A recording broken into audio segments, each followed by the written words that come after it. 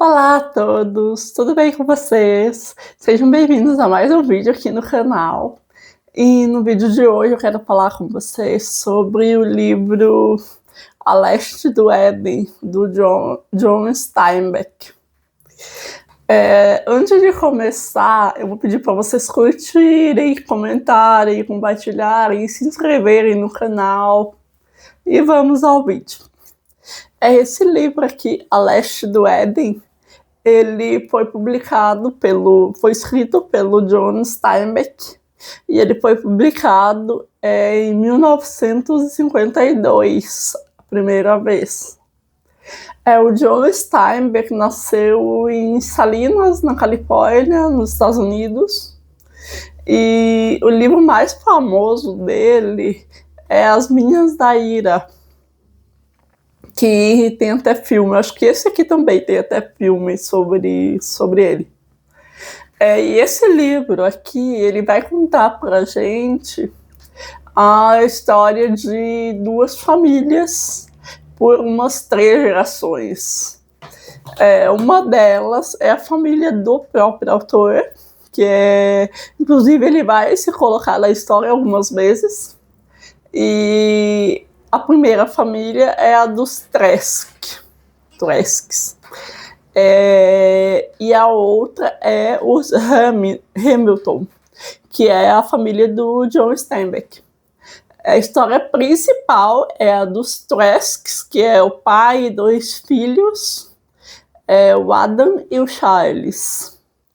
E tem aquela coisa dos irmãos rivais, os 2 irmãos que se odeiam, o pai tem o preferido, e vai. E aí o Steinbeck meio que vai espelhar a história da Bíblia do Caim e Abel.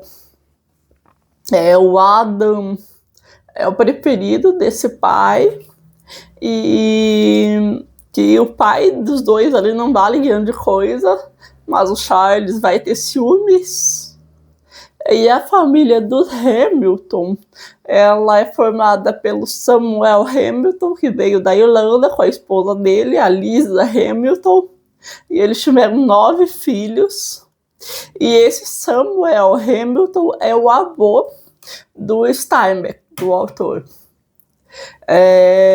E então tem um aspecto meio autobiográfico, não é autobiográfico, mas ele vai contar a história dessa família dos antepassados dele aqui. Ele vai contar a luta do Samuel quando ele chega nesse lugar ali, ele meio que ganha umas terras, e aí essas terras são secas, áridas, não nasce nada, e daí ele tem que dar comida para esses 9 filhos. É uma situação bem difícil. E em um momento, aqui no meio da história, entra a personagem Cat, ela é tenebrosa, é uma das personagens principais aqui, ela é tenebrosa, ela é meio que o demônio encarnado em alguns momentos, e ela vai se casar com o Adam. Mas ela vai ter um caso com o Charles, ela vai engravidar, e aí vai ficar meio que na dúvida. Ela tem gêmeos, depois que ela engravida. E aí vai ficar meio na dúvida de quem é esse gêmeo, se é do Adam, se é do Charles, mas ela tá casada com o Adam, ele vai assumir, né? E os 2 casam e vão pra... Na verdade, assim, ela casa com o Adam e os 2 vão pra Salinas, na Califórnia. Ela não quer ir, mas ele acaba indo, ela vai, daí ela tá grávida, né? E daí quando ela tem esses filhos, ela abandona os 2 e vai trabalhar num bordel, e daí fica sempre bem no ar quem é o verdadeiro pai desses gêmeos. Pra gente, né? Porque o Adam aceita, tá tudo certo. O pai é quem cria, né? O Adam tem um empregado chinês, que é o Lee, é uma das melhores personagens aqui da história, junto com o Samuel Hamilton. Os 2 são as melhores conversas, vão ser dentro desses 2. Eu gostei da maneira como o autor vai desenvolvendo essas personagens. Eu gostei da maneira como o autor vai desenvolvendo as personagens de acordo com a história vai acontecendo, né? A maioria delas tem uma personalidade bem profunda, são personagens bem construídos. Algumas no começo são meio rasas, mas ao longo da história eles vão se transformando. E como eu disse, a Cat é uma personagem extremamente má.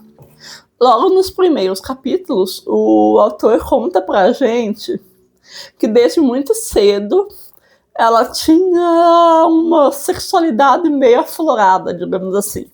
E ela chegava a seduzir os meninos da vizinhança, só que ela sempre passava por santa. E aí, em um momento, ela taca fogo na casa dos pais, com os pais dentro. E aparentemente ela não se culpa por isso. Depois disso, ela não vai lembrar disso mais. E aí ela vai trabalhar no bordel e o dono se apaixona por ela. Só que ela acaba enganando ele, aí ele fica muito magoado, ele espanca ela e deixa ela para morrer numa estrada lá. Mas ela sobrevive e acaba chegando na casa desses dois irmãos, do Adam e do Charles, dessa maneira. E daí, como eu falei, ela casa com o Adam e eles vão para a Califórnia, ela tem 2 filhos. E esses gêmeos que ela tem ali vão receber o nome do Aaron e Caleb. E eles vão ser criados pelo Adam e pelo Lee. E eles vão repetir esse padrão dos 2 irmãos que meio que se odeiam. Não é que eles se odeiam, né? Eles não têm muita afinidade entre eles, porque cada um deles tem uma personalidade diferente. Eu não vou falar muito mais, porque é uma história muito longa, tem muitos personagens. Ele vai contar pra gente o desdobramento de todos esses 9 filhos dos Hamilton. E aí acho que é isso, essa parte da história, assim. Mas todo mundo que leu esse livro, acho que tem até na sinopse dele, tá escrito lá que a história foi baseada, de fato, na Gênese bíblica, na história de Caim e Abel. Eu vou falar algumas partes mais interessantes, assim, que eu achei do livro. Logo no começo do livro, o narrador vai falar que ele vai dizer, né, onde fica o Vale dos Salinas, na Califórnia. E se a gente olhar no mapa, é bem a leste dos Estados Unidos ali. E aí ele vai dizer, numa determinada parte ali, que ele sempre teve medo do oeste, sempre gostou do leste. Nessa parte aqui, é preciso lembrar que o sol nasce a leste e se põe a oeste, né?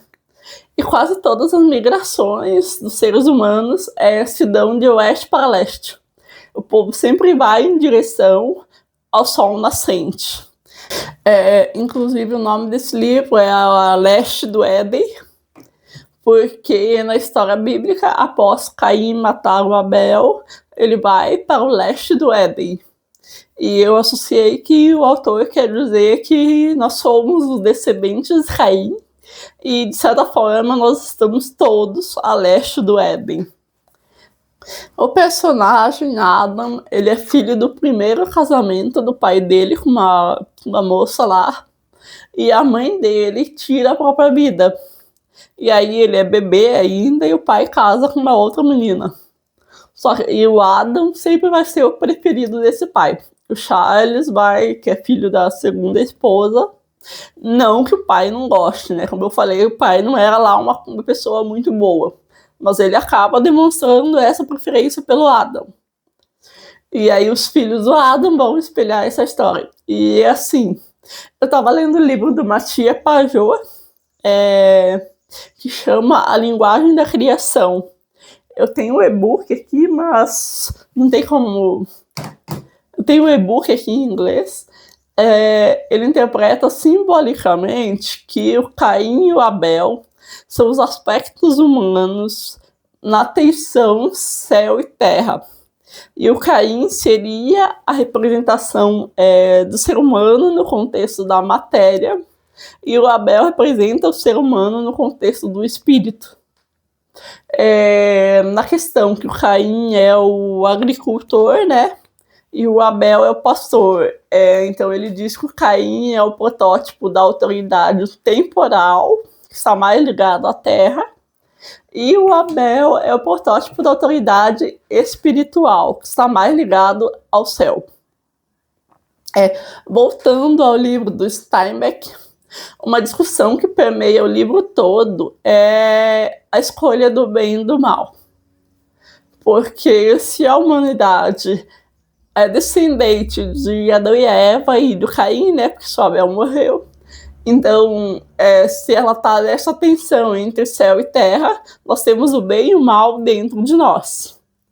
E os melhores diálogos, acho que eu já falei, são envolvendo esse personagem Lee, que é o chinês, o empregado lá do Adam, e o Samuel.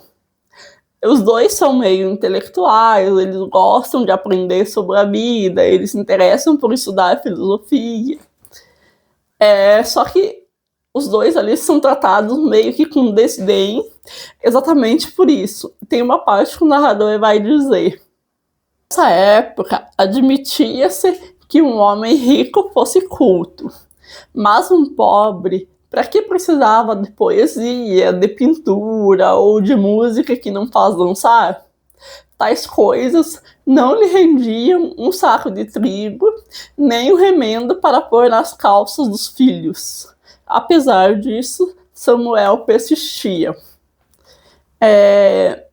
E tem uma parte que está o Lee, o Adam e o Samuel conversando sobre o bem e o mal. No caso, era uma dúvida se os gêmeos herdariam ou não a maldade da mãe. Eu peguei na minha Bíblia aqui a parte que eles vão ler, né? Ali que Samuel vai ler, que é a história do Caim e Abel. E o que eles vão ficar pensando, né? Que o Lee principalmente vai ficar pensando é o versículo 7, que diz assim: se praticares o bem, sem dúvida alguma poderás reabilitar-te. Mas se procederes mal, o pecado entrará à sua porta, espreitando-te, mas tu deverás dominá-lo. Que é a parte que Deus disse para Caim, né? E aí o Lee vai ficar pensando nessa parte, ele vai fazer uma pesquisa lá com os parentes dele sobre isso, ele vai aprender hebraico. E aí ele descobre que a palavra hebraica Timshel, que na tradução estava tu deverás, que nem aqui está, tu deverás dominá-lo. E o Lee vai descobrir que essa palavra ela pode ser traduzida também como tu podes dominá-lo, né? E aí é essa a ideia central do livro. E vai ficar mais claro conforme os gêmeos vão crescendo, que o Caleb, ou Cal, como eles vão chamá-lo, ele vai percebendo dentro dele essa ambiguidade humana, né? E algumas vezes ele vai tentar jogar a culpa do tipo: minha mãe é má, então eu sou como ela. E o Lee sempre vai lembrar que isso não é desculpa, que a pessoa pode decidir. Até ele vai falar que se o Cal exige resolver fazer o mal, é porque o mal está dentro dele, não tem como ele culpar ninguém. E no caso, o ser humano tem livre-arbítrio para fazer o que ele quer. Só que assim, mesmo com esse livre-arbítrio, tem que estar claro que tudo que a gente escolhe tem consequências. Não é para sair fazendo besteira por aí só porque nós temos um livre-arbítrio, né? Isso de alguma forma vai respingar na nossa própria vida e na vida dos descendentes. E aí a Cat, após ela ter abandonado o Adam e os filhos, quando ela sai ali da casa dele, ela dá um tiro no Adam. Só que, né, não é um tiro mortal, assim, mas pega o braço dele e fica doente. E aí ela vai para um bordel na cidade de Salinas. E ela vai dizer que o nome dela é Kate. Então, a partir daí, ela vai chamar Kate. E ela acaba caindo nas graças da dona desse bordel, porque ela consegue manipular a situação, né? E aí ela vai manipulando, e ela vai literalmente matando essa dona do bordel aos poucos. Nessa manipulação que ela faz, essa mulher ali, né, o nome dela é Faye, pai. Essa mulher adota ela como filha e deixa o testamento de tudo que ela tem para Kate. E aí tem uma parte que ela chama a mulher aqui de mamãe, né, e tal, e não sei o que lá. E aí eu lembrei do episódio da Frieren, quando o demônio fala mamãe, só pelo efeito que essa palavra causa, mas não porque ele sente alguma coisa de fato com essa palavra. E assim, uma das cenas mais bizarras do livro a Cat e essa dona desse bordel, quando acontece um fato lá, é uma cena de terror, assim. E tem uma outra cena bem aterrorizante aqui, que é a do parto da Cat. Também é bem cena de terror, assim. Em umas conversas com o Lee sobre ela, uma das conversas do Samuel com o Lee sobre a Cat, tem uma hora ali que o Lee vai falar que os ocidentais deixaram de reconhecer os demônios quando vem. E conforme a Cat vai tomando conta desse bordel, ou Kate, né, agora, ele vai vai falar que ele vai se tornar o bordel mais depravado da cidade, por assim dizer. Desde o começo do livro, ela só faz o mal pelo mal. É como se ela representasse a serpente da Gênesis em alguns momentos, e em alguns momentos ela representa a Eva. São aspectos, é uma pessoa para representar que tem esses dois aspectos. Mas conforme vai passando o tempo, ela vai ficando doente. E ela vai tendo artrite, se eu não me engano, nas mãos. Ela sente dor nas mãos, as mãos incham. E aí, conforme essa doença vai avançando, ela vai se desestabilizando emocionalmente. Ela vai sendo tomada por um pavor de ser descoberta. Até que ela tem um encontro com o Cal. O Cal, Caleb, né? Ele descobre muito cedo que ela é a mãe dele. Ele escuta uma conversa lá entre o Adam e o Lee e ele acaba descobrindo. Quando eles se encontram, ela tenta manipular ele. Ela vai dizer coisas do tipo: você tem o meu sangue, você é um dos meus. E aí ele responde que não precisa seguir isso porque ele pode escolher. E aí daí meio que eles têm uma discussão ali, ele vence a discussão e sai. Daí ela fica meio com medo, assim, dele, né, e tal. Porque ela olha pra ele, ela lembra do Charles, que é o irmão do Adam, né. E aí ela começa a remoer todos os crimes que ela cometeu. E aí nessa parte fica muito idêntico à Lady Macbeth, do Macbeth do Shakespeare, que após o crime, aquele crime lá, tem vídeo aqui no canal sobre o Macbeth. E após o crime, a Lady Macbeth vai ficar lavando as mãos sem parar. Ela vai dizer que coisas como: quem diria que o velho tinha tanto sangue, né?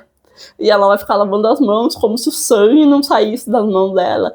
E essa doença que atinge as mãos da Cat, eu pensei que podia ser uma alusão a isso, que os crimes que ela cometeu com essas mãos acabam aparecendo de alguma forma. Mesmo ela tentando esquecer, as mãos estão comprometidas, digamos assim. Então, em um dado momento lá, por uma escolha e por uma ação do Cal, ela acaba se suicidando. E havia algo de humano nela que não suportou essa culpa. E o Cal, ele tem que continuar até o fim, tendo que fazer escolhas e domando o mal dentro dele, né? Como todos os humanos, né? Nós temos essa luta entre o céu e a terra dentro de nós, e nós estamos no meio. E a gente tem que escolher se a gente vai mais ao céu ou fica na terra, né? E no caso aqui, o céu é o espírito e a terra é a matéria, né? E eu não sei se eu falei que o Caleb, na Bíblia, é um dos únicos que, junto com Josué, consegue entrar na Terra Prometida.